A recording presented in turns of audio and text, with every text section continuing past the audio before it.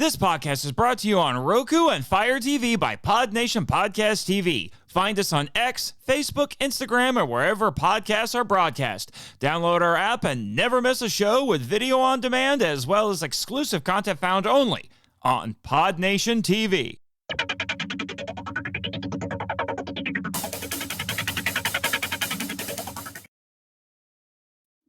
Hello, kaiju lovers, and also MIFV Max on Patreon, and welcome to another episode of the Patreon exclusive, or mostly Patreon exclusive in this case, show MIFV Max. But in true crossover fashion, I am not here alone. I am here with my good friend of the podcast, Brendan Morley, the Autistic Lizard Pro. See that? The Autistic Lizard Pro.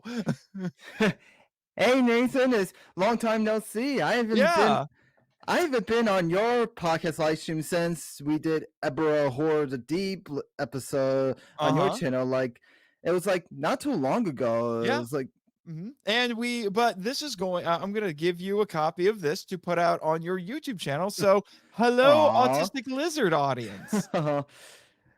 Yeah. Hello, my fans, and Nathan. It was so sweet, but you don't have to do that. Send in a copy. No. I insist because I'm gonna make a public version of this because this is a Christmas special. We're doing a Christmas movie that, as far as I care, is tokusatsu enough. It's barely adjacent, but we're gonna do it anyway. I just need an excuse to podcast about this movie because it is one of my Christmas movie guilty pleasures, and that would be Jingle All the Way. Yeah, it's one of my favorites too, along with Fred Claus. Fred Claus. Okay, that one I haven't seen. So that will be what most of this live stream will be. And then, Brendan, we're going to do something really special. You've done this on your channel already. Yes, I did.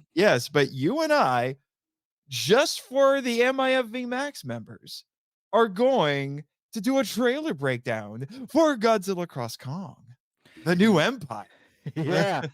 I actually did a trailer reaction video. I did like not too long ago, and yeah, I think I only saw the trailer just one time on my reaction video to it, and it looks really good. And I don't know if I want to give any more details because you and I are gonna watch the trailer. Yes, we are.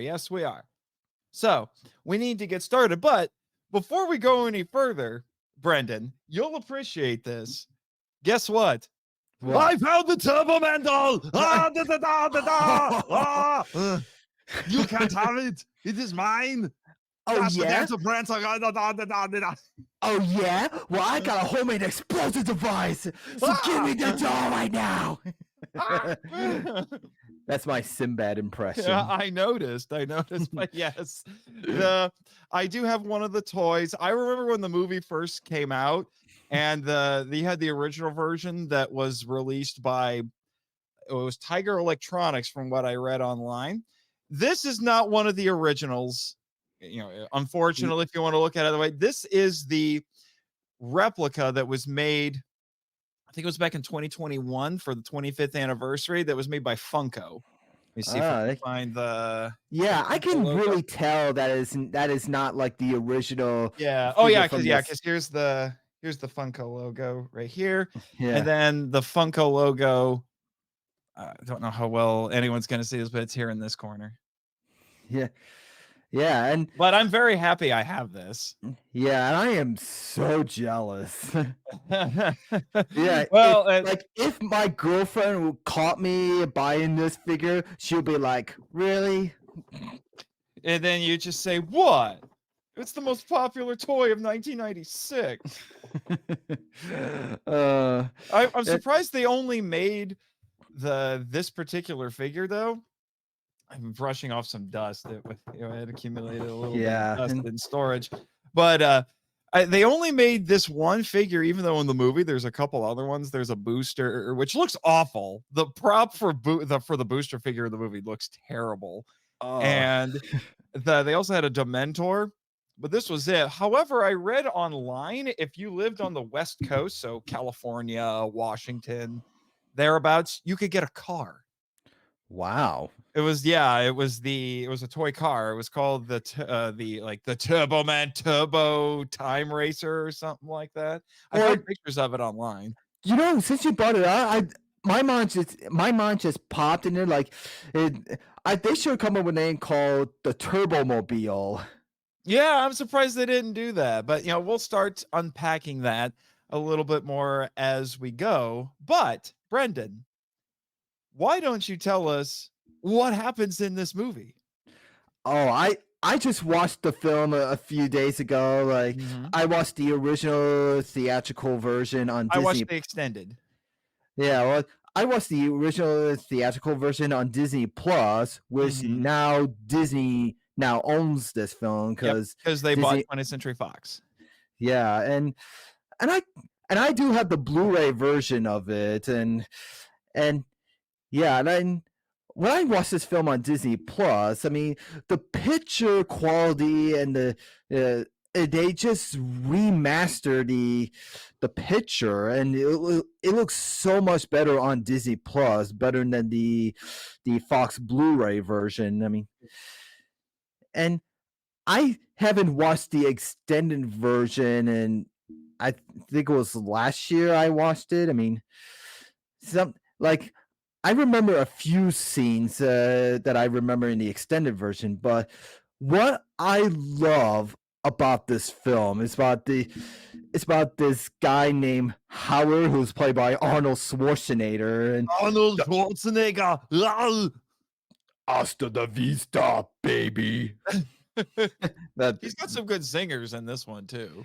yeah, yeah, and well, the story plot is about two fathers and who are going around their hometown and to their local stores to find an action figure called Turbo Man, and especially they're hunting for it on Christmas Eve, and the reason why they go hunting is for that doll is because they kind of forgot what their wives told him to pick up a few weeks ago, the weeks before Christmas, and they just forgot about it because they're just so busy focusing on their jobs, their work. You're my number one customer. Yeah, I love that. It's like, especially on the phone with his wife, say, "You're my number one customer." No, He's wait, like, Lena, I didn't mean that. yeah. Anyway, so they're the two dads are trying to find the most popular toy on Yeah, Christmas Eve. yeah, and they thought they were actually going to get the toy from one of the store owners or the makers. Turns out some of them were scammers, and and especially the two parts like when he was at Arnold Schwarzenegger was at a warehouse with a bunch of Santa Claus workers and The that mall was funny, Santas. like, yeah, and my favorite of all time is the radio station scene, which I love to talk about. With That's Martin the- Mull, yeah. Yeah, which I would love to talk about is I die laughing at this scene so much. Yeah, so they're running around, trying to find the most popular toy, and all kinds of shenanigans ensue, and then it ends at a parade. And when we need to mention that we got the sleazy neighbor that's Oh trying yeah, to steal Phil Howard's wife. Hartman. Yeah, Yeah, Ted is played by Phil Hartman. He's Phil Hartman. Oh, may he rest in peace. This was the yeah. last movie he made that was released in his lifetime. Yeah, some people said that he is called the late great Phil Hartman. Yeah, he died 2 years after this movie. He was killed by his wife tragically, and then Wow. she shot herself. So yeah, it was very sad. Wow, I did not know that. I gotta do more research about. Yeah, the it was very stars. sad. But he was known for Oh, but he was known for a lot of things at this time. He was known for being on a TV show called News Radio. And Or I also know him from Pee Wee's Playhouse and the oh, original really? Pee Wee Herman show, and well, I also know him from The Simpsons Oh, yeah. Mhm. as Troy McClure Yes, yeah. He was on this. and He was a voice on The Mr. Simpsons. Lionel Hutz. Yes, yeah. That's what he was best known for. Also, was for The Yeah. Simpsons. So you got that going on. And then it ends in a parade, and then Schwarzenegger gets mistaken for because Turbo Man is supposed to be at the parade, and then he gets mistaken for the guy who's actually the stunt man who's actually supposed to be Turbo Man. And then for some odd reason, he has a real rocket pack. It makes no sense. It's probably the goofiest thing in the entire movie. But I will say, there's a nice escalation in wackiness as the movie goes on. So then when you get to this point, you're just like, okay, Yeah. there's a real jetpack now. I know you. You're Booster. Yeah. Who do you think you are? Mary Poppins? I'm Mary Poppins, y'all. You know what? Nobody likes you, Booster. And then the kids start beating him up. That's mean. I'm sorry. I'm totally cool with Booster. I don't know why the kids hate him. Yeah. I'm just gonna assume they're all for what? I mean, Booster is the sidekick of Turbo Man. Yeah, I'm just gonna assume that they're all just a bunch of, I don't know, cat hating terrible children or something. I don't know. So then you have the big crazy pseudo superhero action finale, and then everybody kisses and makes up, and the sleazy neighbor gets kicked to the curb, and everyone supposedly lives happily ever after until the wife asks Howard, "Oh, what'd you get me?" I was laughing at that part, and that scene was actually was added to the after the end of the credits. Yeah, in the theatrical version, in the extended cut, it's just they show it before the credits. Yeah, they actually switched doing the opposite edit. Yeah, which is funny because this is a sort of a superhero movie, but it did the post-credits scene just like Marvel movies did later, originally with the theatrical version. And Nathan, before you get to that, I want to talk about they almost made a sequel to this film because of the after the credit scene. I mean, I have it on my list here. I mean, only if I can find it, and because I mean it does. Yeah, I mean I have it right here. Keep looking. There is actually a sequel, but it's an unrelated sequel. Yeah, I mean, I'm not talking about the home release sequel. I mean, because the producer and director, they almost going to make a sequel to this film a year later, but they decided like, let's just leave it the way it is. I mean, they did make a sequel like a few years later, and I haven't seen the sequel yet, but I heard it's terrible. Yeah, with Larry the Cable Guy. Yeah, he also plays the talking car Mater. Yes, in Cars. Yeah, come. Hey, I'm not in this film. Yeah, but yeah, you said you found that they were going to make a sequel? Yeah, I think it was in one of my research lists. That I've been doing research for days, and okay. Yeah, but yeah, I mean, I think I watched the end of the credit scene for the first time a few years ago. I mean, I only watched the film a few times, but some movies I never watched the whole end of the credits. Mm-hmm. Sometimes I just, when the credits starts up and TV off, there he goes, I'm going to bed. Right. So just to let everybody know, so this was directed by Brian Levant, and I will tell you, he's done some other things, none of which I think are all that good. Although he did direct the Flintstones movie. Yes, that I love the live action. The original Beethoven. Yeah, I love the original Flintstone live action films, Mm-hmm. including the Vegas film.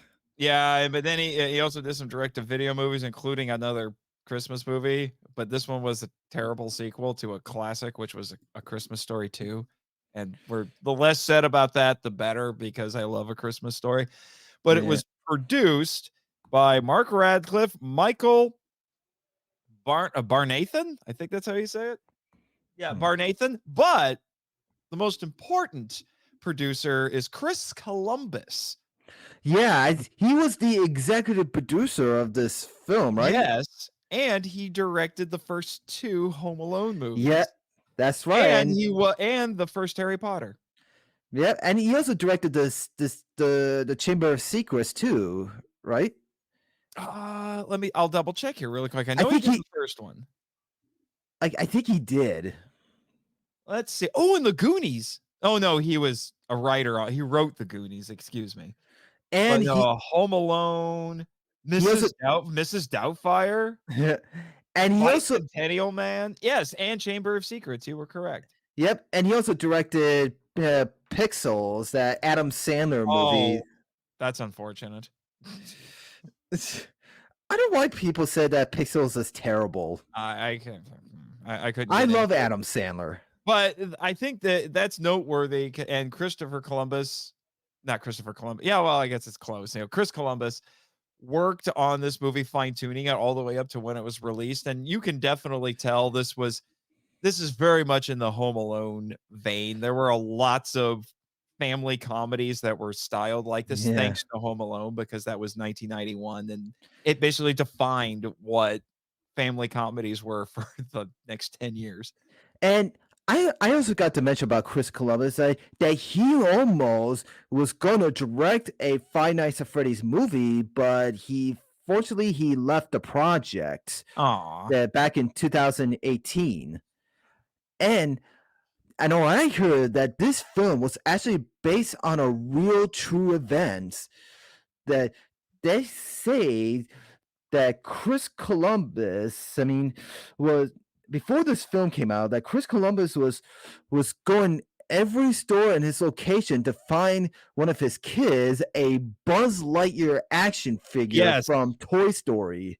Yeah, that Turbo Man was actually based off the Buzz Lightyear character. Yeah. We'll get into that here in a little bit. I just want to finish telling everybody who worked on this. So we mentioned a couple of the actors already. I should mention it was written by Randy Cornfield, and Mr. Cornfield got into a little bit of trouble for this movie, which we'll talk about. But as we mentioned, it was Arnold Schwarzenegger, the Terminator himself. Yeah, and I'll be back. Who was a popular comedian at the time, and Phil Hartman. We also have Rita Wilson, who played Howard's wife, Liz. She's actually the wife of Tom Hanks, I found out. Wow. And John Belushi, he was the mall Santa. Wait, John Belushi? Excuse me, Jim Belushi. I get Jim Belushi and John Belushi. Yeah, I was going to say, wait, John Belushi? I thought. Yeah, no, it's Jim Belushi. Yeah, Jim I was Belushi. like, he died before the film was released. Yeah, I know. Well, not the same guy as Animal House. I'm sorry. But, but here's the crazy one. We have Jake Lloyd. Jake Lloyd? Jake Lloyd is the kid. Oh yeah, he was from he's young Annie. Yes. He gained quite a lot of prominence 3 years later when he played young Anakin Skywalker in The Phantom Menace. And knowing that there are some parts of this movie that get unintentionally funny. But like, you never keep your promise.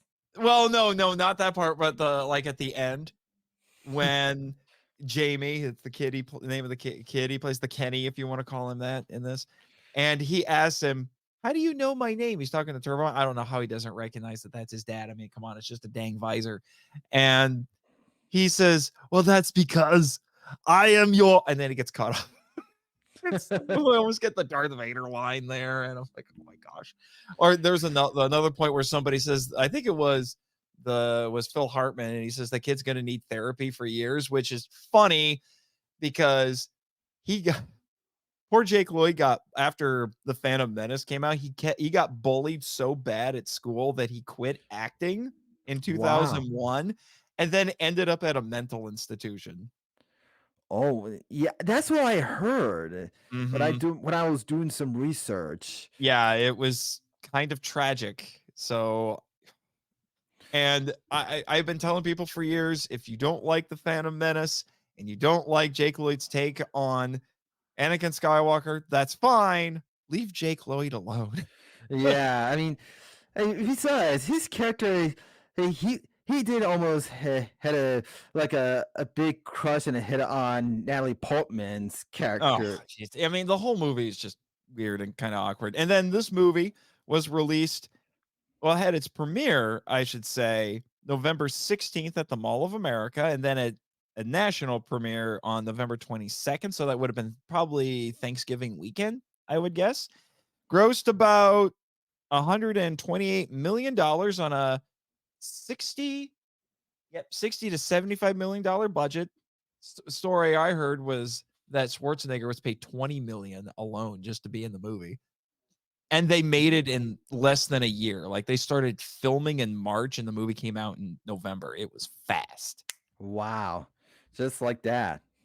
Yeah, basically. So, whew, yeah, rushed production to say the least. So Yeah, you mentioned the story about Buzz Lightyear. I actually found out there's another crazy inspiration for this yeah. movie. There was not just Chris Columbus who's trying to find a Buzz Lightyear figure for his kids. There's also another person who worked on this film, also looking for a toy for one of his kids too. I think it was like Power Rangers. Is it? Yep. Yeah, because Power Rangers was huge. This is why I say this is Tokusatsu connections, because let's be honest, Brendan, the beginning of this movie, when it's the Turbo Man TV show, that's Power Rangers. Yeah. Oh yeah, It's because just the little colorful mini the guys. Demon Team. Yeah. Yeah, it is. That whole beginning is straight up a Power Rangers parody, which is why I say it barely qualifies to be on our shows. Anyway, no, have you ever heard of Cabbage Patch Kids? Hmm. You mean like those little stuff, those little fluff toys that look like babies? Yes, they were dolls. Yeah, that's why I heard there was like yeah, I think I heard of it. I mean, it's what really happened because people wanted to buy one of those weird baby doll things. What I heard, what happened in, I think it was in the 80s that, 1983. yeah, there was a fight in the store that people are rushing to Yep. buy this so badly. I Yep. mean, It happened so much they called it the Cabbage Patch Riots. yeah, I mean, I don't.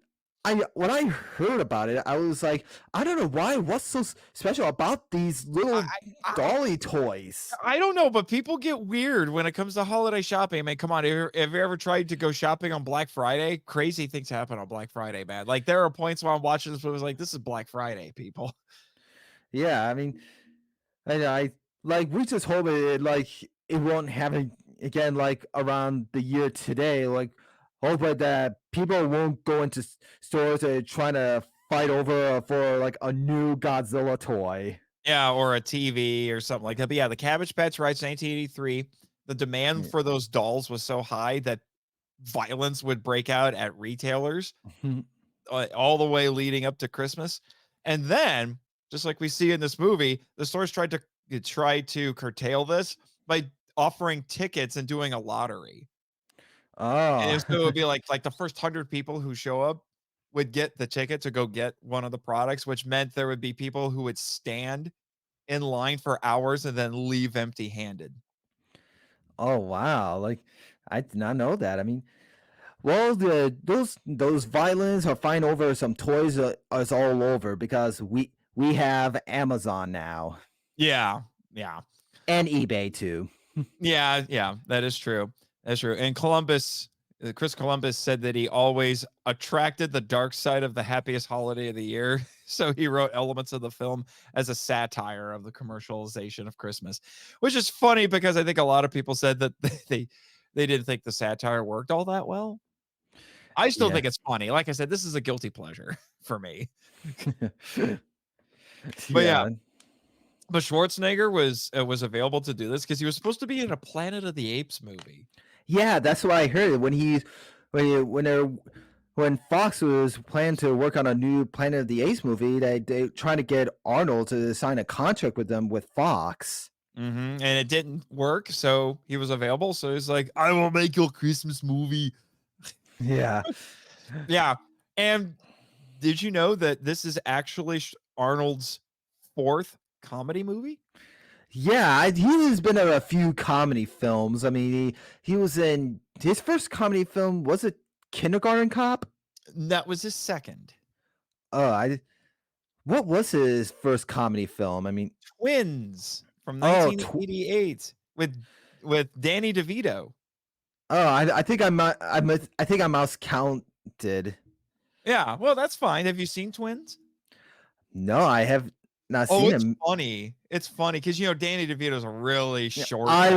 like Danny DeVito. Yeah, he's a tiny short guy. So the idea was that he kind of reminds me of one of my uncles. oh, okay. Well, the setup with that one was that because both of them were born through artificial insemination, but they ended up the embryo ended up becoming twins when the scientists weren't expecting it to. And one twin, became this bodybuilder Adonis guy. He got all the good stuff, and then the rest just got left over for Danny DeVito. So that's why he's this little short guy. So they're actually twin brothers, but they're completely mismatched. So that was why it was funny. And then Kindergarten Cop, I love Kindergarten Cop. Kindergarten Cop is great. And then the one he made before this was not as great. Yeah. It's called Junior. And let me tell you this: when you mentioned Kindergarten Cop, I got a little headache, but it's not a tumor. It's not a tumor. But yeah, I don't recommend Junior, even though he reunites with Ivan Reitman and Danny DeVito. Junior is weird. How badly do you need to see a pregnant Arnold Schwarzenegger? No one needs to see a pregnant Arnold Schwarzenegger. Oh, God. Let's not and say we did. So yeah, so this was that would be so weird. Yeah, so this was his 4th comedy film, and he enjoyed the fact that he got to play a regular guy in this. He's not a Marine or a cop or he actually his first ever movie he was Hercules.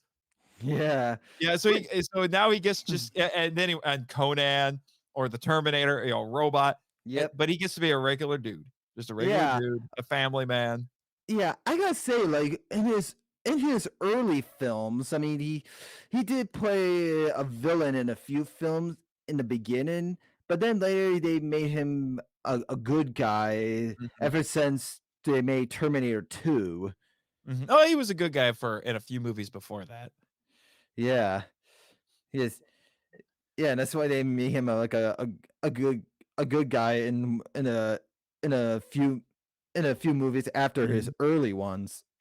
But it's funny that we're talking about Danny DeVito, how he's this short guy, so he's this really big contrast with Arnold. But you found out that his co-star in this, Sinbad, was actually not their first choice. Yeah, that's what I heard. When I I did have a research about it, and he wasn't the original casting choice. The original casting choice for it was going to be Joe Pesci. Is it Joe Pesci? Joe Pesci. Joe Pesci. Yeah, he played he played Harry the burglars from Home Alone. Oh no, that's a different guy. That's a different guy. Joe Pesci is actually a pretty popular actor, but he's only like 5'3", so he looks really tiny compared to Arnold. And I'm gonna look up hold Home Alone, yeah, but the one of the Home Alone actors was considered as well. Or was Joe Pesci? That was Joe Yeah, Pesci, it's actually, yeah. wasn't it? I did a research. Oh, It's it like was Joe Pesci. I'm stupid. Anyway, yeah. I thought you were talking You about got I thought you were talking about Nathan. Daniel Stern. I'm sorry. Yeah, Joe Pesci was going to be is going to play by Myron. He was going to be the original Myron in this Mhm. film, but sadly he's just Yeah, he doesn't match the same he size would have as been he would have been like a foot shorter than Schwarzenegger. Schwarzenegger's yeah. 6'2", I think. And George Pesci did work with Chris Columbus and in a few Yeah, Home films like Alone. Home Alone. Yeah, Home Alone. The reason So why Chris Columbus picked him because they have quite an experience working together. yep. Mhm. Eh, So why did they go with Sinbad? It was because let me first when Chris Columbus got the idea to have Joe Pesci in this film because they worked together in Home Alone, they changed their mind because they don't want to repeat the same stuff over again from. Right. So they decided to find someone who will match Arnold's size as he'll be played by the one character that he makes me laugh a lot is Sinbad. Yeah, yeah, because Sinbad was closer to Arnold's height and his build. Yeah. So they wanted to make sure that, he looked like he could actually stand up to Arnold instead of being this scrappy little guy, which I think actually works in their favor. I found Yeah. out that Sinbad and Arnold actually improvise most of their dialogue, especially Sinbad because he's a comedian, stand-up Yeah, comedian. and So he's very good at that. yeah, and if like I did a research about him. I mean, if you if you've not seen this DreamWorks animation film called Sinbad Legend of the Seas, and the this this movie might confuse a few people. They thought that the actual Sinbad actor is going to be in this, but no, this is just a Wow. DreamWorks animation movie. That's hilarious. It is hilarious. But he is named after a folk hero. Yeah, Yeah. So the movie was actually filmed for about 5 weeks in Minnesota. yeah, and Minnesota, it was the largest film production in Minnesota at the time. And they filmed it at Twin Cities, so that would have been Minneapolis and St. Paul. And they also filmed it at the Mall of America, which is the largest mall in the United States. like so, and that's in the same area that you mentioned, right? Yes. Yeah, that is located in Yeah, downtown I've been Minneapolis. yep, I've been doing lots of research about the locations. I mean, I I did do a location of the diner that Yeah, they were because that's in. in that's also in Minneapolis. Yeah, I gotta say I love diner restaurants because Yeah. they kind of take you back to the late 50s or 60s Uh-huh. or 70s. I don't know what year did they start. 50s, I would say it was, when those were at their heyday. Have you ever seen The Blob? Which one, the original or the The original. remake? The original. I never seen both. Okay, because the finale of the movie actually takes place at a diner like that. The Blob, the main all the characters are hiding in the diner, and the Blob is trying to get inside. Yeah, uh, it's pretty crazy. yeah, but the Blob remake film is more scarier because they turned people into like some dead zombie skeletons and Yeah, yeah, but, let's stay focused on Jingle All the Way. So, Arnold, Arnold, put that we'll get cookie down now. oh, put that cookie down now. That's probably the most iconic line from this, but we'll talk about some of the other ones. So I'm just going over a few more of my notes. Did you know? And I remember this. I think you're probably a little too young to know this, but the year that the Christmas season that this movie premiered, something like what's in this movie happened in real life. There was a crazy super popular toy that year, it wasn't Turbo, it wasn't Turbo Man, but it was something else. Have you ever heard of Tickle Me Elmo? Oh yeah, the like one of those Elmo toys. I mean, here's You like poke it, you poke it, and it's like, and it like thrashes around him. That was crazy popular at the time. The in 1996, that was the toy for Christmas. So it's funny that a movie about, two guys fighting over the most popular toy at Christmas coincided with something that was equally as crazy. And let me tell you something, Nathan, that is really strange and surprising. This film came out in 1996. This film was actually my birth film. Really? Yep, because I was born in 1996. Well, this film came out a few months after I was born. I think it was like when's your birthday? February. February. You were 9 months old when this movie came out. Yep, I was 9 months old when this film came out. Yeah, what day in February were you born? The 24th. The 24th? Your birthday is 3 days after my brother's. Aw. No, 2 days, because his birthday is the 22nd. I met your brother before Yes, at G-Fest. Yep, you two get along very well, or I think you would get along very well. So, since we're still talking a little bit about the background here, did you know, Brendan, that the guy who wrote this got sued? Wow. Yeah. Yep. In 1998, Murray Hill Publishing sued 20th Century Fox for $150,000 because he said they had a guy named Brian Webster, who was a school teacher, a high school teacher, who wrote a screenplay called Could This Be Christmas? And they said that Mr. Cornfield stole it. Wow. Like, you mean like he stole the script? He stole the whole story and everything. He said there were 36 similarities between his script and Jingle All the Way, including, quote unquote, the plot, dialogue, and character names.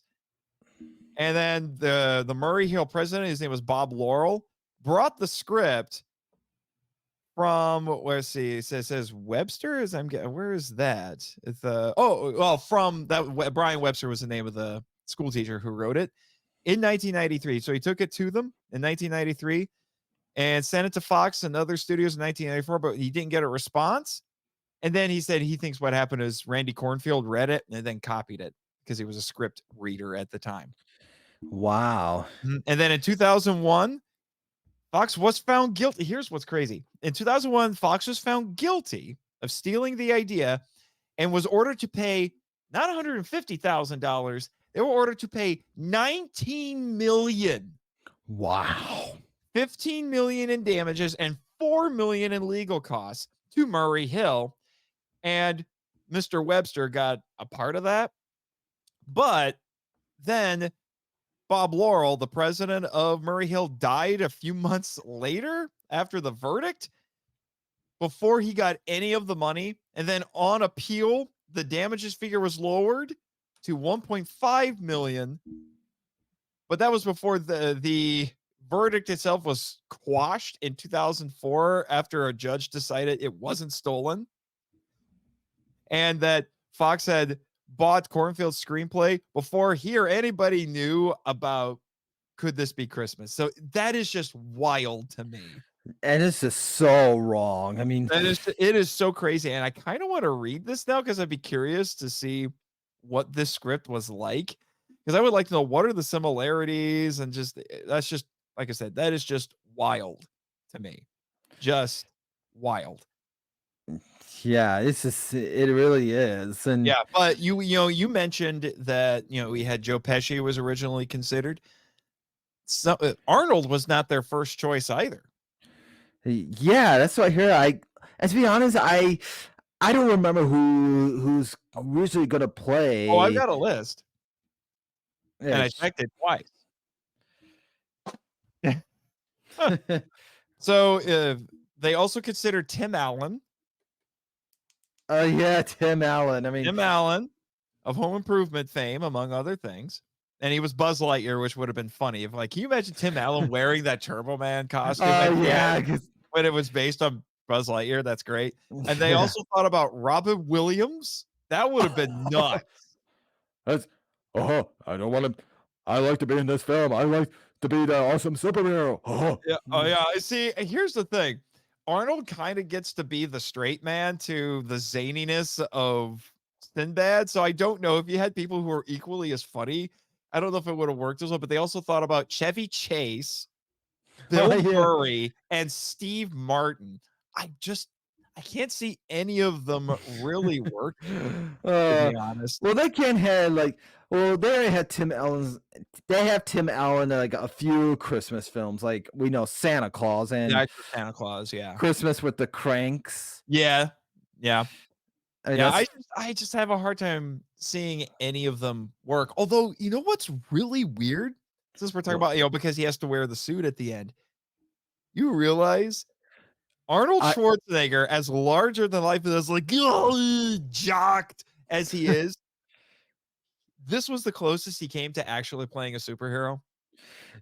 yeah, and I want to talk about this. I mean, while they're filming this, the parade scene, the Which suits was of the which that was filmed in LA and not in Minnesota.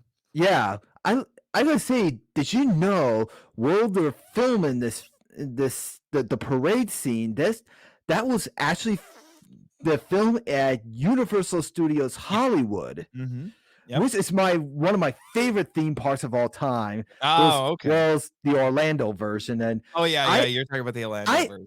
like I even believe me, I haven't been to the Hollywood studio version since 2016. Okay. But like I said, this is the closest Arnold's ever come to playing a superhero. However, there is an asterisk with that. He hasn't played a superhero, but he has been a super villain. Do you know what I'm talking about? I think he played in one of the Batman films. Uh-huh. Which I'm not much of a Batman fan myself. I mean, Oh, well, he was in the infamous Batman and Robin. He was Mr. Freeze. He was Mr. Freeze. Let's kill the dinosaurs. The Ice Age. He's just spouting off ice puns. But I'm going to say this. It's a terrible movie. It is a really, really terrible movie. But Schwarzenegger is the one actor in it who's having a good time. Everybody else is just sleepwalking through it until they can collect their paycheck. It's so sad. Like, he's the one guy. He's like, I am just here to wear the crazy costume and say ice puns. And I am selling every line that I get. All of them are terrible, but I am selling them all because I'm here to have a good time. I'll even shave my head and paint it blue for the role. And none of you care. George Clooney, you are Batman and you don't care. Yeah, I don't care. Are you holding my cookie? Just put the cookie down now. Put that cookie down. Yeah, it's just so funny. Now I need a crossover between Turbo Man and Mr. Freeze just because it would be so incredibly stupid and funny. Oh, I forgot to mention that the one line that Turbo Man says that says it's turbo time. Yeah. So you have there was Daniel Riordan at the beginning on the TV show. So he's like, it's turbo time. Traditional superhero thing. Yeah. It's turbo time. Yeah, when he goes flying, I mean, that's almost like a reference to Buzz Lightyear when he's go flying, saying to infinity and beyond. Yep. There's a special feature on the Blu-ray where they talk about just designing Turbo Man, and you would have thought they were making a real superhero movie. It's crazy with the amount of effort they put into designing this character when he's really just a glorified toy. Yeah, and they did come up with a few names for this superhero character before Turbo Man was confirmed. Mm-hmm. I think it was Turbo Guy, Turbo, or that's all the names I know. But Turbo Tom. Turbo Tom, yeah. Turbo Tom. I'm glad they went with Turbo Man. I think Turbo Man is better. Although, you know what's funny? What? There's a boss you fight in which one is, I think it's Mega Man 7 on the Super Nintendo, whose name is Turbo Man, and he turns into a car. Wow. But then again, in Mega Man 8 on the PlayStation 1, there's a character named Aquaman who is nothing like the DC comic character at Oh, all. yeah. It is weird. Mega Man games are nutty. But anyway, Yeah. Man, so yeah, the who's Turbo the next Man who villain? yeah, I but was gonna say, I'm sorry, you were no, talking. go for it. I was gonna say, like, who's the next villain in a Nintendo game? Like Wonder Woman, who is not the DC universe character. I'm sure if I dug enough, I might be able to find it. But yeah, but like we said before, Turbo Man, the pink, he's hot pink. It's so wacky. He hot pink saber tooth cat thing from another planet booster who has like Yeah. he has that little like golden underwear. It's so weird. I don't understand that. And then you have Dementor, who has an exposed brain, Yeah. which is just, I was like, is that just a helmet or is that literally supposed to be his brain? And then his henchmen are the demon team who look like midget Power Rangers. Yeah, they look like mini Power Rangers, and Yeah, although, and what's funny is that you get little profiles of them on the side of the box here. So like it says Turbo Man facts. I will read them like this. It's like, he's a lightning. This is Turbo Man. He's a lightning fast ultra attack hero who vowed to protect the earth from evil. Nothing can stop this hero. Yeah, because I got a bigger brain. Yeah. Not even Earth's worst nightmare, the sinister cyber symbiote, truth distorting, arbiter of corruption, Dementor. And then for Dementor, the mentor facts, it says an andro humanoid arch villain with an asteroid to grind with Turbo Man. He is bent on enslaving Earth and turning it into what is this? An alien colony. It's hard to read this text. It's very tiny. For his race, beware. Take care because nothing is safe from his gruesome green grasp. I love the alliteration. And then it has and then it has a little thing down here, talking about like it's like a little bit of lore down here, which is just, it's very amusing. It's just like they went to a lot of trouble to make this thing seem very legitimate, but more so than you would have than you probably would have expected. But I got to tell you, I do have one gripe with this movie, with how they talk about the toy. Yeah. And Nathan, and before you get to that, I think I forgot to mention when we talk about the parade filming at the Universal Studios, so where they're filming this, and the superhero suits are wearing while they're filming this on a very hot wavy day that they actually filmed this on a very hot wavy day, like where they starting to sweat inside these suits. And Oh yeah. and that I think I don't know if you mentioned this, but I don't remember, but they actually build air conditions in the suits. Oh, they did. Yeah. That makes sense. Yeah, especially since they filmed that for about the parade scene for about 3 weeks, and they had 1,500 extras. Yeah, and I found this really strange research that they're filming Sinbad on the parade when he was wearing the villain suit. Which name's game scene. To be honest, I forgot the Turbo Man's arch enemy's name is Dementor. Dementor. Yeah, Sinbad was wearing the Dementor suit. It was on this hot day. The water in the helmet and the brain, it almost boiled. Oh, jeez. That's crazy. Yeah, I don't know if it's true, but I think that the water was starting boiling a little bit, but I don't know if that's like true. I mean, I did some research. Insane. I can believe it. But like I was saying, I have a gripe with how they talk about the toy. And you know what it is? What? They keep calling this a doll. Yeah, in the This is film, not a doll. it's an action figure. It's an action figure, okay? Talk to Hasbro when they made G.I. Joe. It's Yeah. an action figure. Yeah, ask Stanley Weston. He's the guy who came up with G.I. Joe because they knew boys didn't want to have dolls. Those were what girls played with. Yeah. And parents weren't going to buy dolls for their boys, but you call it an action figure. Yeah, Ooh, they like- like that. Like That these sounds cool. like these Godzilla Bandai toys, sometimes they call it collector items or just Bandai figures, or they call it action figures or whatever. I mean, Yeah, they are not Godzilla dolls. yeah, they're not dolls.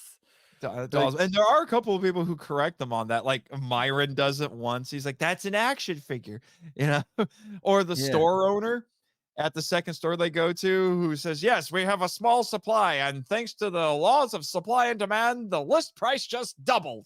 You know? Yeah, and Which that means, because I kind of calculated it. I think this was about $25. oh, I think it's about, this one was closer to 35 originally. I think I got it for 25. It was on sale.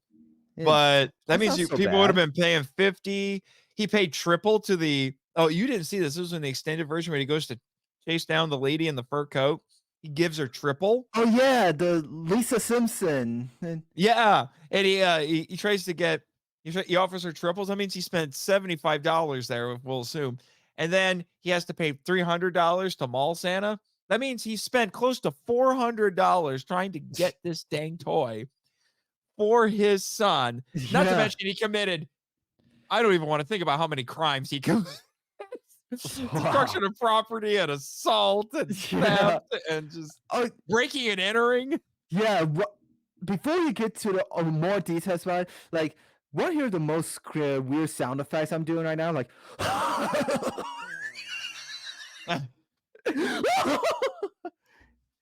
that the store guy. Yeah, there's a guy who laughs like that in this movie. Yeah, I love that part. It's like, let me tell you this, Nathan. When this guy laughs at this scene, it's almost like you're having a conversation with a hissing teapot. Hissing teapot.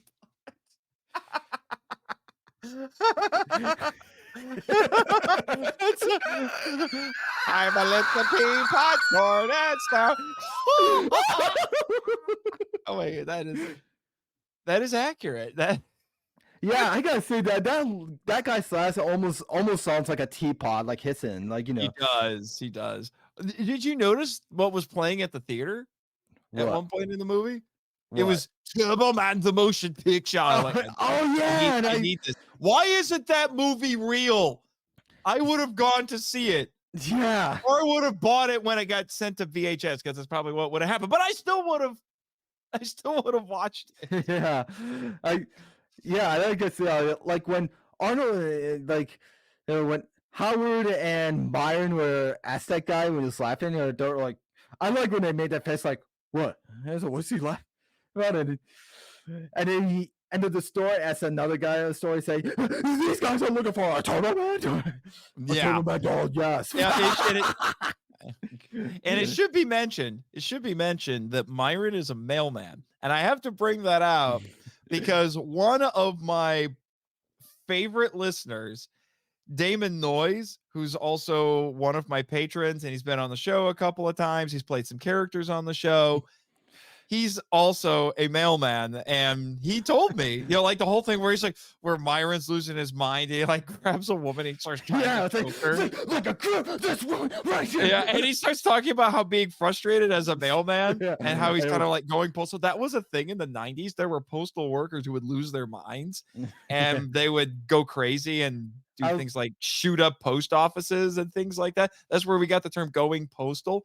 And Damon actually told me, yeah, there are reasons for this because they stress them out so much that they just snap. Yeah, no wonder Myron lost his mind. Myron lost his mind for a couple of reasons, because it's also because you said you were talking about how they should have listened to their wives. Well, that was true for Howard. Myron is divorced. And so he's Wow. trying to make the ex-wife happy by trying to make the son happy by getting him the Turbo Man. So Yeah, he's so he's just trying to get his wife back. yeah, well, I don't know about that, but he at least wants to make his son happy. But he's just like so stretched. It's like a rubber band that is stretched so far that if you pull it anymore, it's gonna snap, which leads to like the bomb scene and everything. That was a thing that was going on too in the 90s. People were mailing bombs, like Oh I'm thinking yeah, the bombs. yeah, like I'm thinking specifically of the Unabomber.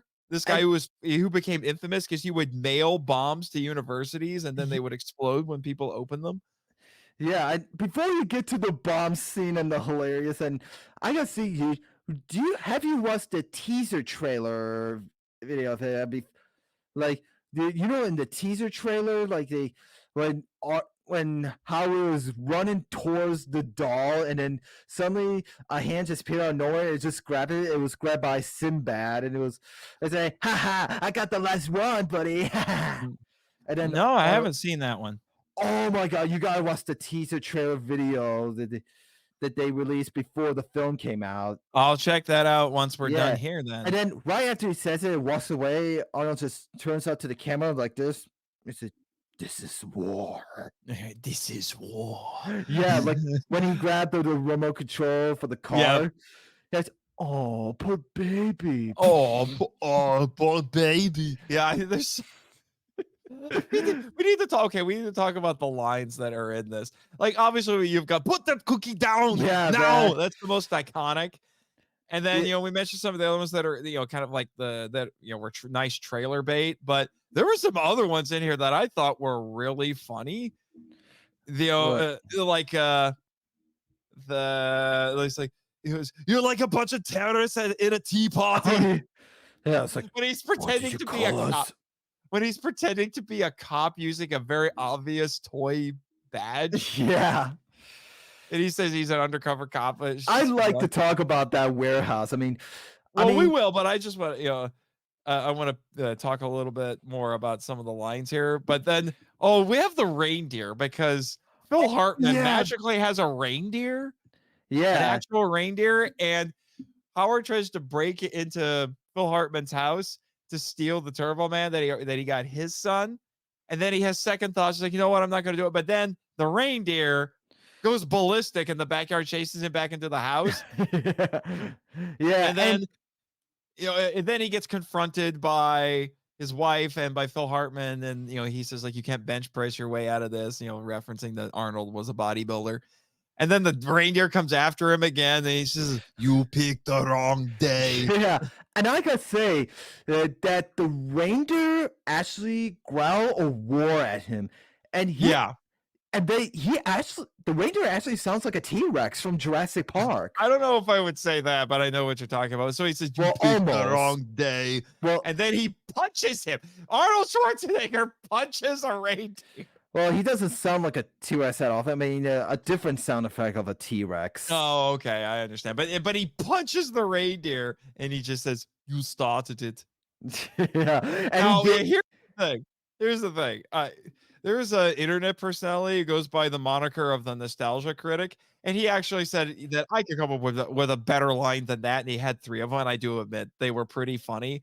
I don't know if they would have only the first one would have really worked all that well because the other ones are a little too meta, but one was, "No more reindeer games." But then he also said, this one I think is really funny. He says, "Hasta la vista, Rudolph." Rudolph. I Yeah. was thinking the same thing. Yeah, but then the last one was, "I'll be back."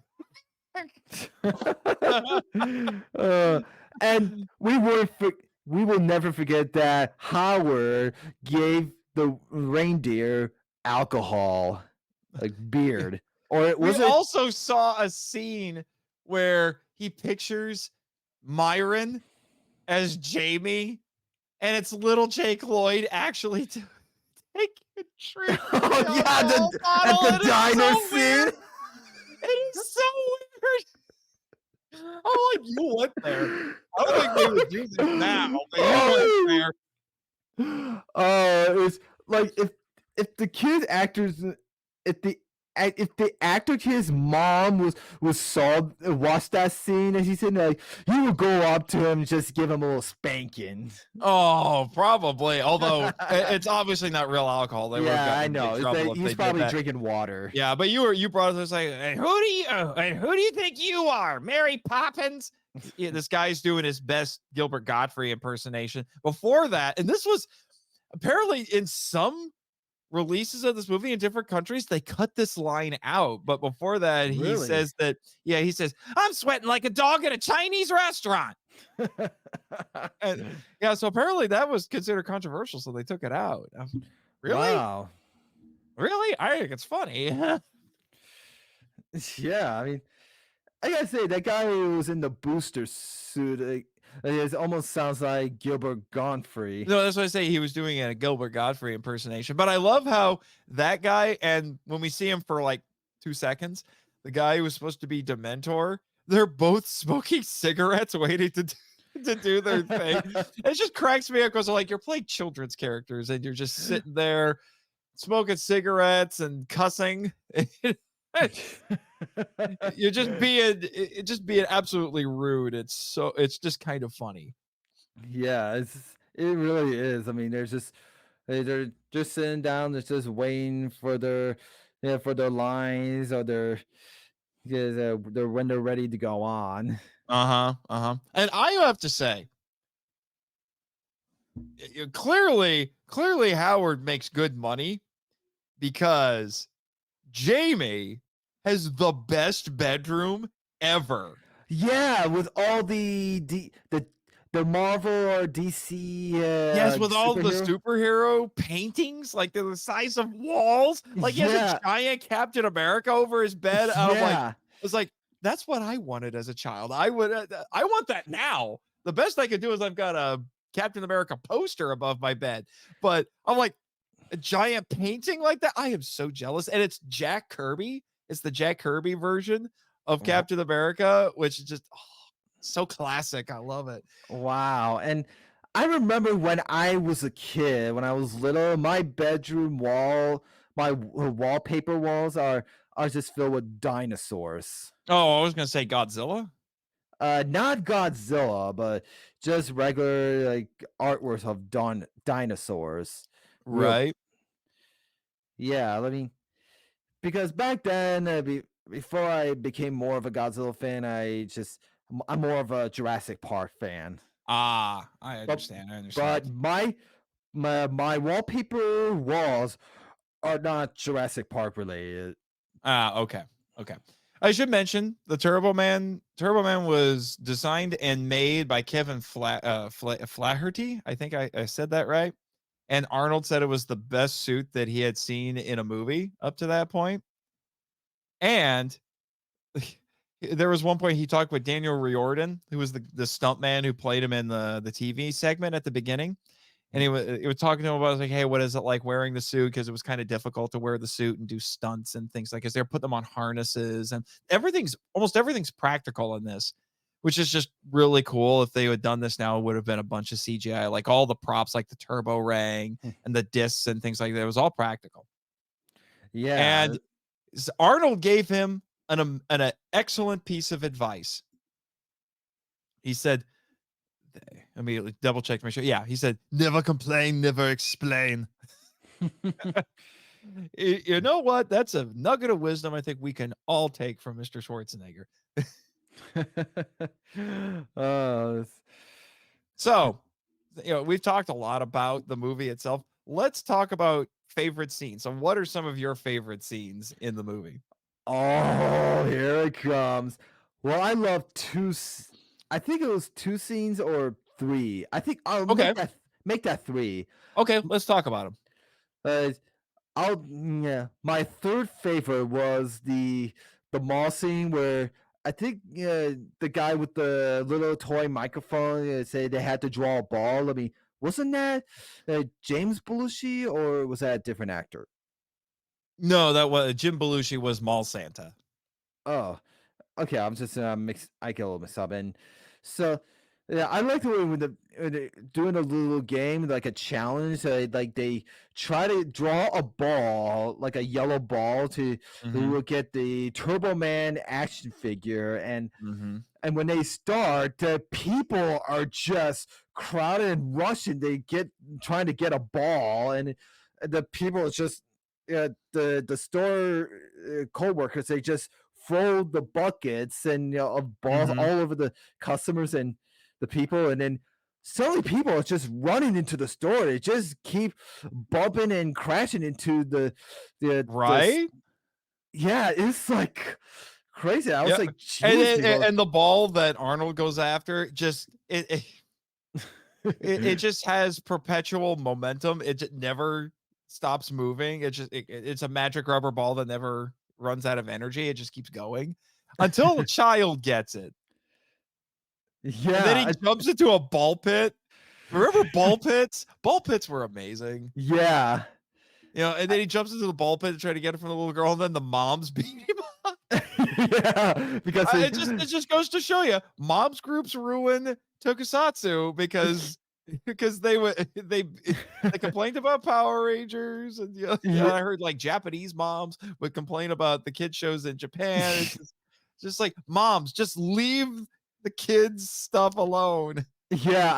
I thought it was funny when on says like Howard say, "Look what I have, little girl, a nice shiny red ball. You want to I'm trade?" not a pervert.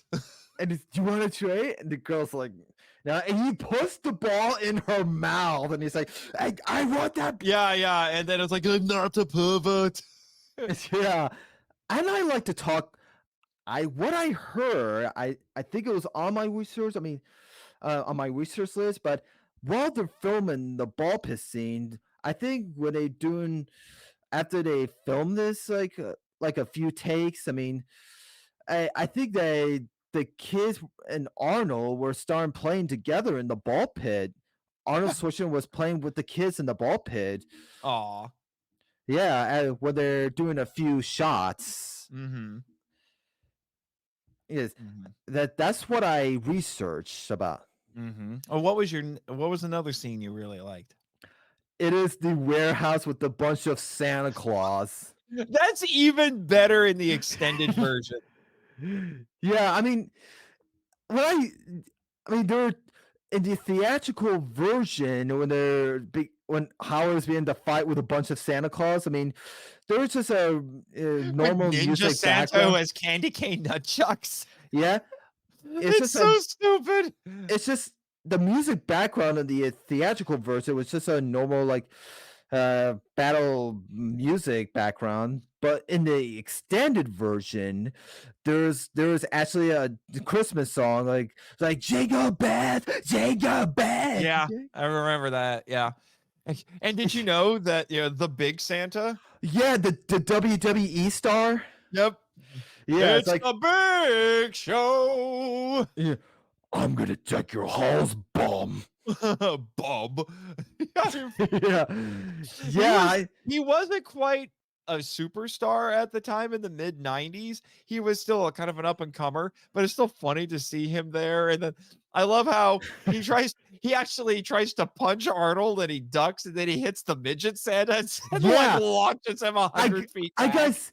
Did you know that little guy that big tall Santa hit was actually Mini Me himself, Vern What? You're Troyer? kidding? That was No, mini I'm me? not kidding. That's actually Vern Troyer. What? That's Yeah, crazy. I guess I who shouldn't got be hit across surprised.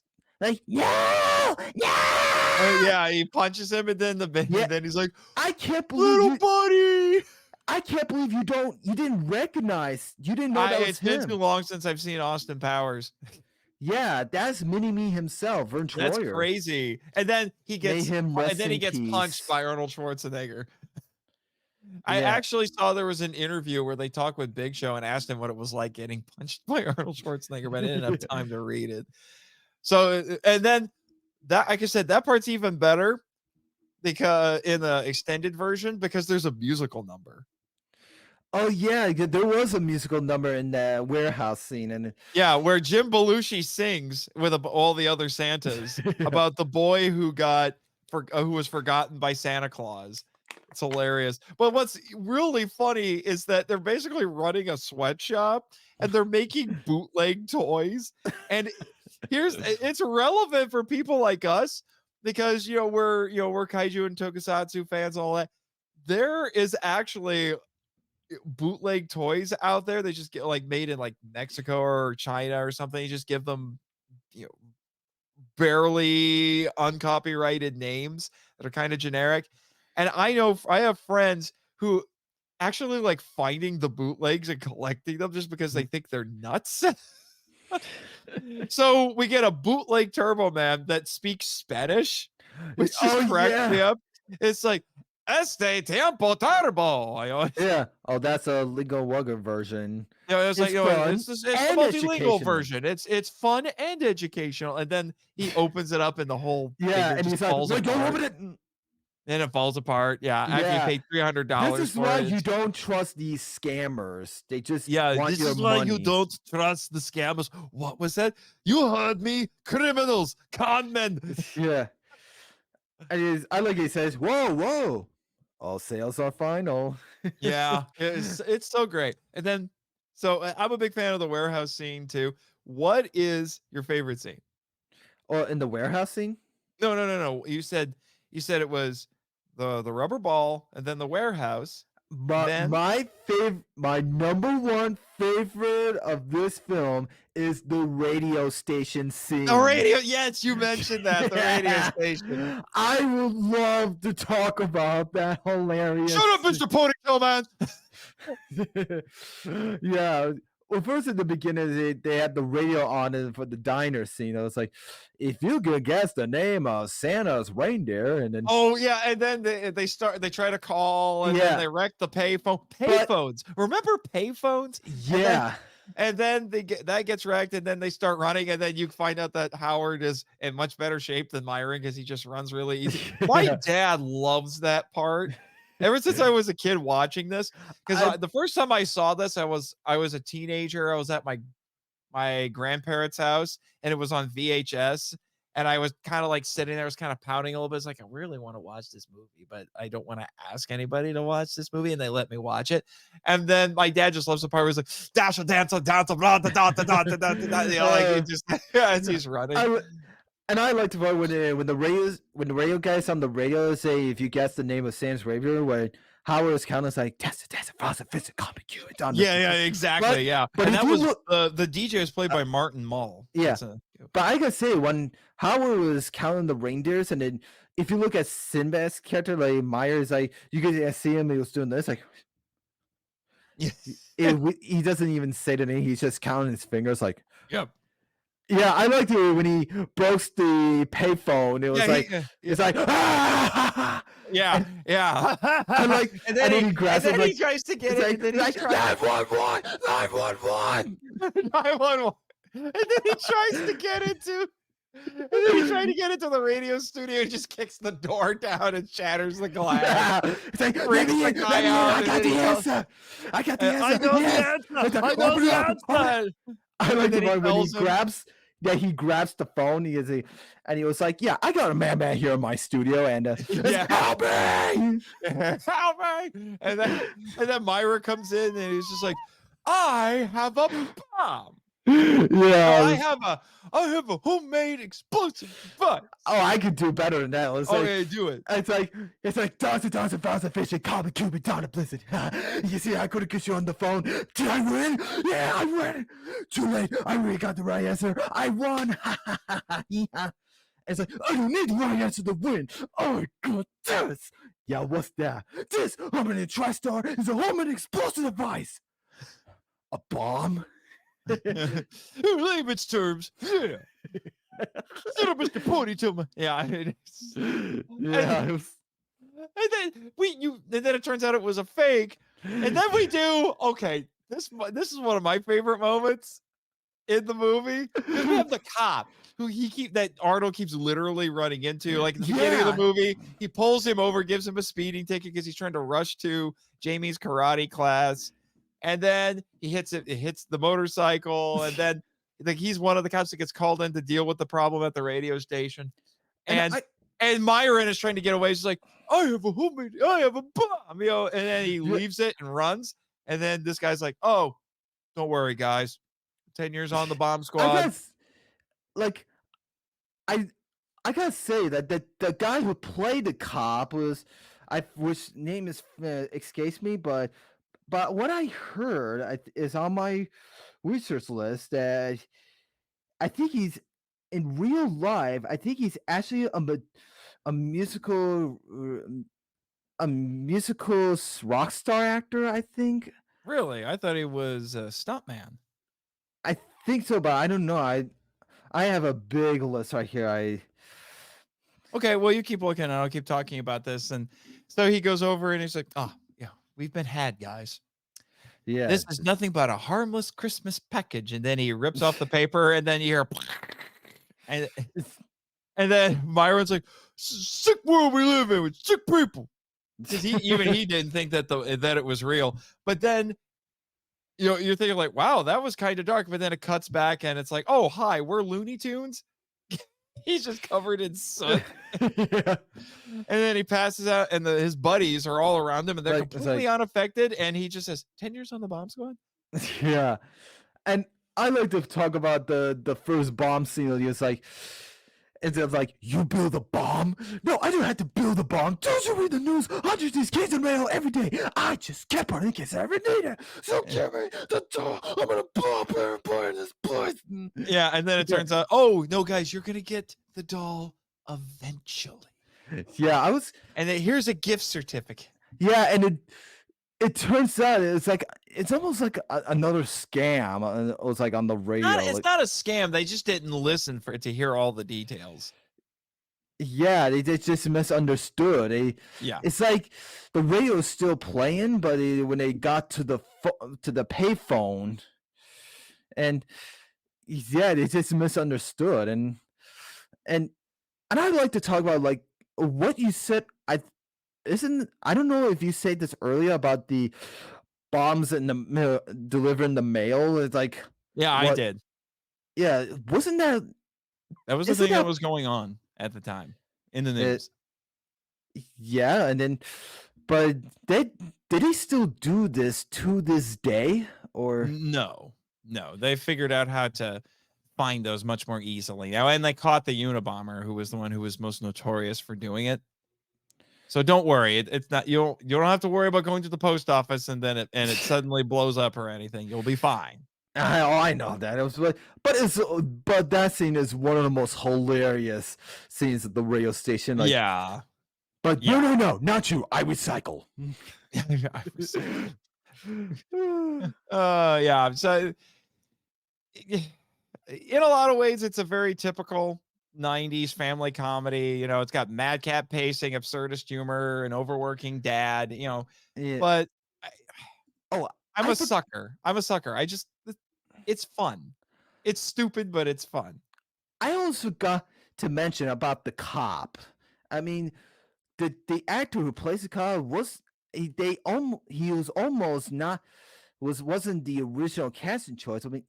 I mean, before the film, when they're designed some characters, that the actor's character, the cop character, was supposed to be a woman. Really? Yeah, like a woman cop.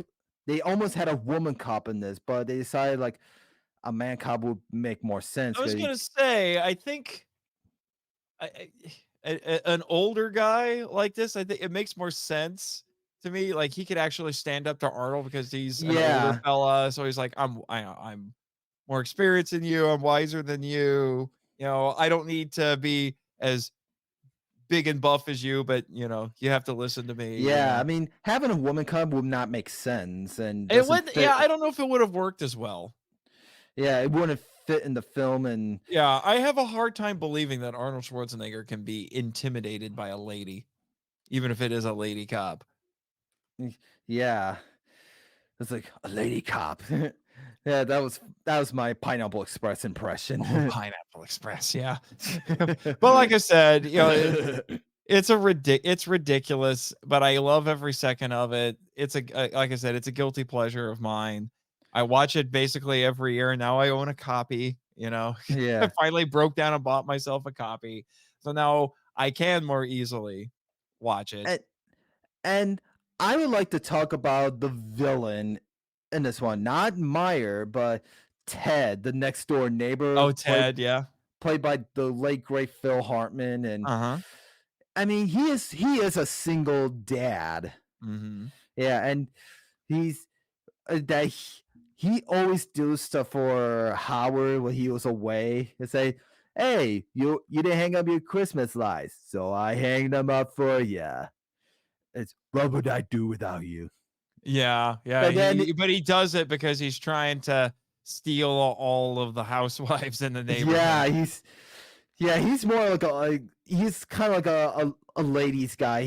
He's like the Quagmire guy, like from Family Guy. Yeah, that is true. Except he's Yeah. not like Quagmire. And Yeah, why don't your parents get a divorce? Did wonders for my dad. yeah, like, My "I'm gosh, that Turbo was Man." awful. Yeah, like, "You're always Turbo Man, huh?" I get the impression that that kid's mom and dad got divorced because dad kept cheating on his wife. Yeah, no wonder he's hitting on as on Liz, is it? Liz, yeah. Yeah, he's like on side he had a crush on her. He's trying to steal her away from Yep. Howard. And Yep. but I think Liz did not know that in the beginning and the middle of the film until the end when they're on the way to the parade. Mhm. You know what's a scene that I think goes a little unappreciated because it's the one serious part in a crazy movie Oh, is the diner scene where Howard and Myron just talk about what they did before for their sons at Christmas. Well, no, Howard talks about building a clubhouse for Jamie a few years before this, and it's very endearing. And then we actually see the clubhouse. That's where I think he's at the clubhouse when he's hanging out with the reindeer. oh yeah, when he's giving Mhm. the reindeer The out. booze. Yeah, I don't know if Yeah. that's I don't know if that's like alcohol eggnog or just beer. Oh, it definitely is. But and but then we get to hear from Myron, and Myron's backstory is actually kind of sad because he said that he always wanted this one thing, and his dad never got it for him because he said to my dad, Christmas was just another opportunity to disappoint me. Yeah, and that moment, Howard almost kind of felt sorry for Myron, yeah, Myron. and to be honest, I think it actually makes sense why Myron turned out the way he did, why he's so crazy. Yeah, maybe that's Because why. yeah, because he grew up with a terrible dad, and now he's worried that he's gonna be a terrible dad. Yeah, and yeah, when he explains that to Howard, I know Howard felt and kind of felt sorry, and they almost kind of get along Yeah, like first until the radio was yeah, on, until and then they then they started. become enemies again, yep. Yeah, like it started. I was like, here we go again. Yeah, here we go again, but did you know here's the thing, did you know the toy he talks about is actually real? What? I did not know that. The Johnny 7 OMA gun? Yeah, that's a real toy. I think maybe I've heard of this before, but Yeah, yeah, the OMA, it means one man army. And it did have 7 different functions, and it was produced by Deluxe Reading under the Topper Toys toy line in 1964, and it was the best-selling boys toy of that year. It was marketed heavily on television, and the commercial apparently went just like how he described it. Now I wanna go on YouTube and find the commercial. But it's wow. no longer made, and now it's a collector's item. Oh wow. And I did try looking it up on Google just with a quick Google search. Yeah, if you want one now, you're forking over at least 400 bucks. Wow. I gotta say, that is one expensive toy or It's a collector. collector's item. Yeah, so it's real. It makes me wonder if that was scripted or if Sinbad was just thought of that. Because he makes some really dated references, like he says, "You too, Barnaby Jones," to the old cop, and I'm like, that's a boomer reference if I ever heard one. Come on.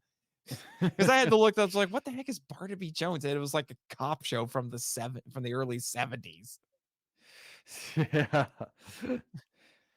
Okay, but like I said, it's the one heartfelt moment in here, and then they kind of try to have one later where the Jamie, after all the shenanigans at the end, where it sort of turns into a superhero movie, and he gives the collector's toy to Myron to give to his son, and then Howard's like, Yeah. well, I thought you wanted this. He's like, I don't need that. I have the real thing back at home. Yeah, but he's talking about Howard. Yeah, because he's. Oh, and did you see the look on Liz's face when she saw him in the Yeah. classroom? Yeah, she was like, Howard. Howard. I wish it was that easy. Throw on some spandex and the ladies just love you. Yeah. It, You should try that with your girlfriend. Wear some Yeah. spandex and see. yeah, maybe I will. It's like, if I'm gonna do that with my girlfriend, I'm gonna have to keep going to the workout fitness more often. Oh, to the gym, yeah. Yeah, and maybe. I gotta say, when the kid said that he got the real Turbo Man at home, he's talking about Howard.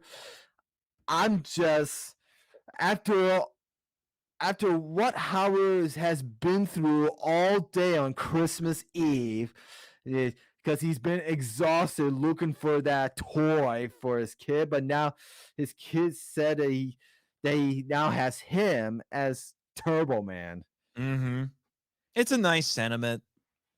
It's a little weird, but it's a nice sentiment. Yeah, and like after the fire scene at the Because he nearly Ted, burns the place down. yeah, and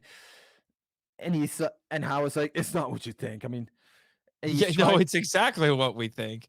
Yeah, and then It's like that's the one moment where you're like, Liz might actually give in to Phil Hartman, to Ted, but she still rebuffs him in the end, which that says a lot about her. and when she told him that she doesn't want to listen to his the truth or lies anymore, and it almost sounds like she's about to divorce him.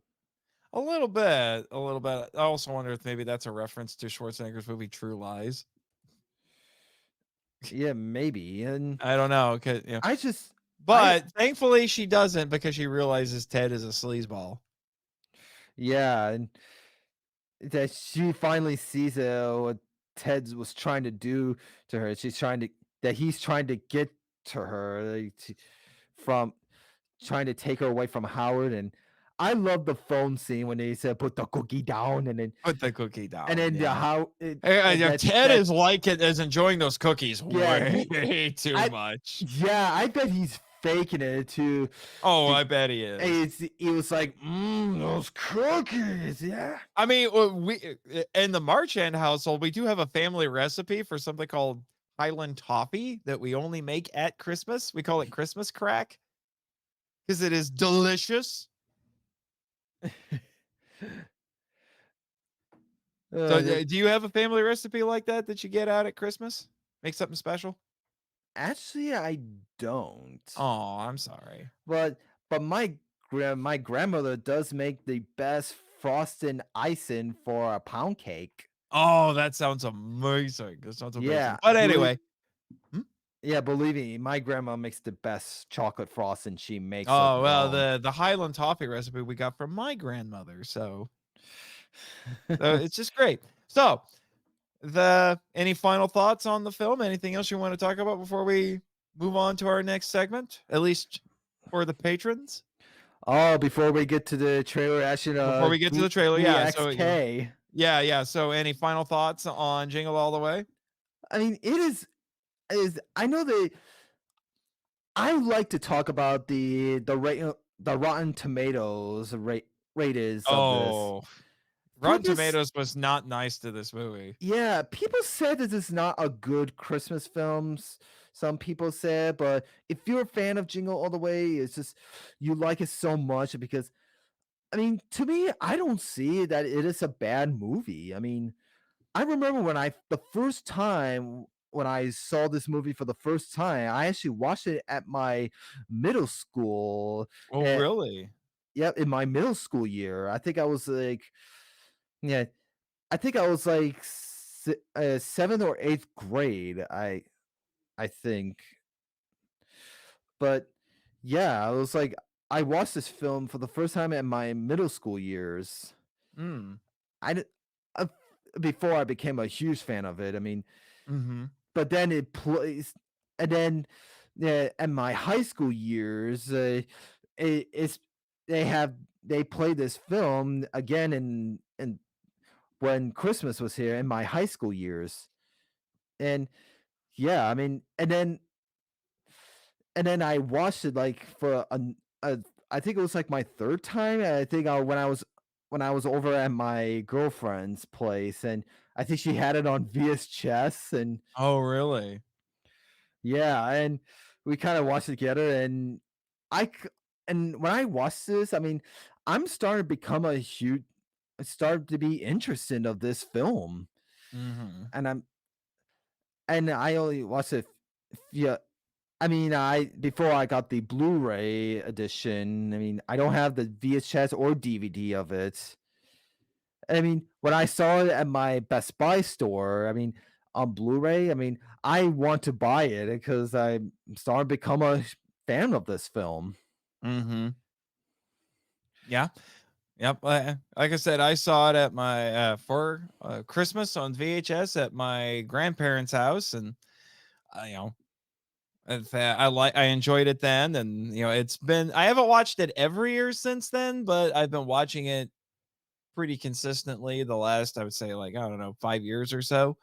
So I like I said, it's my Christmas guilty pleasure. That and the Jim Carrey Grinch, but that I really only watch that for my sister because my sister and I Oh quote the movie yeah, all the time. the Grinch. And Yeah, which was my Christmas special last year with my sister because she asked to talk oh yeah, about you did the Jim Carrey the Jim episode. Carrey version. Yeah, Yeah, I like the Boris Karloff and the Jim Carrey films. that's my preferred version as Yeah, well. That and the book. I'm not too crazy about the 2018 animation one. Yeah, that wasn't great. But anyway, like I said, if you need a good, fun, kind of dumb, but very entertaining Christmas movie, I Well, highly recommend this. Despite what the critics said back in 1996, despite their best efforts, Brendan, it has become a Christmas classic, yeah, it much really, much to the surprise of everybody.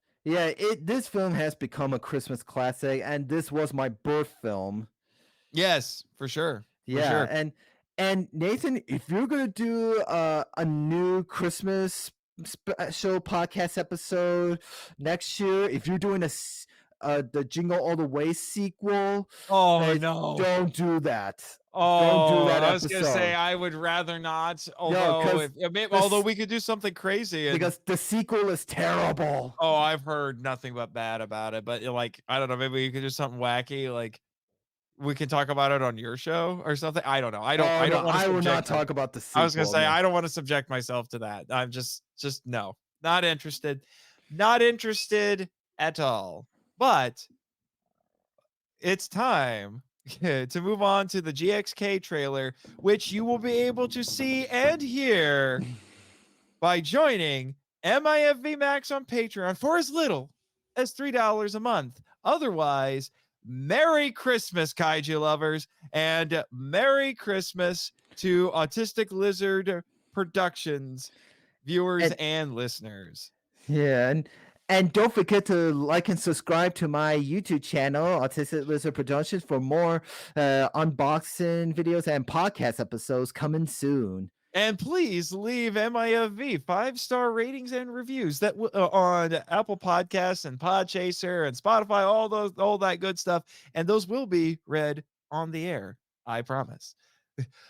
I'll be there. I promise. You never ever kept your promises. It's just like Turbo Man says. You have to keep your promises if you want to keep your friends. I have had it here with this Turbo Man. Now put your mother on the phone. Let me talk to your mother. All right. Well, before we just quote the whole dang movie, let's move on to the trailer. Thank you for listening to the Monster Island Film Vault, a podcast produced and hosted by Nate Marchand. If you want to join the discussion and be heard on the show, we'd love to hear from you. So email us at feedback@monsterislandfilmvault.com. Our website is monsterislandfilmvault.com. Follow us on Facebook and Instagram at Monster Island Film Vault, and on Twitter, where our handle is @TheMonsterIsla1. You can subscribe to us on YouTube, Spotify, and TikTok. Follow Jimmy from NASA on Twitter at NASAJimmy, and our many other colorful characters using the links in the show notes. The podcast logo was created by Tyler Souls from TylerDrawsComics.com. Our theme song is Wanderer on the Offensive, live edit by B33J, Sarax, Juan Madrano, and Nonsensical Lexus, which is a remix of Counterattack Battle with the Colossus and The Opened Way Battle with the Colossus by Koatani from the video game Shadow of the Colossus. All film and audio clips belong to their respective copyright holders and no infringement is intended or implied. Please rate and review us on Apple Podcasts, Spotify, and or Podchaser to spread the word about the show. You can also support us by joining MIFV Max on Patreon. The Monster Island Film Vault is a Moonlighting Ninjas media production. Sayonara!